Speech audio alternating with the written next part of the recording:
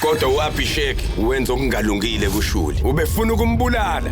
Leli icala lakhe elikhulu kabi la. Angikwazi ngisho ukukholwa mina lokho Abhishek. Uyenzeleni lento kumina Abhishek? Namhlanje ukwethenjwa kwa wonke umuntu ngicekele phansi mina.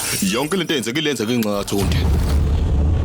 Khuluma uyaphike manje. Ngeke ngisakwazi mina ukuhlala kulomuzi. Bafo! uAbhishek bewemhlukumeze ngokwengqondo bemphatha kabi shuthi yena bengasakwazi ukumelana nakho wasebona ukuthi akathathe lesi sinqumo. Wethunde, lokho kwafika wena nje njalo kuhlale eqalimbi phakathi kobhuti bami ngenxa yakho.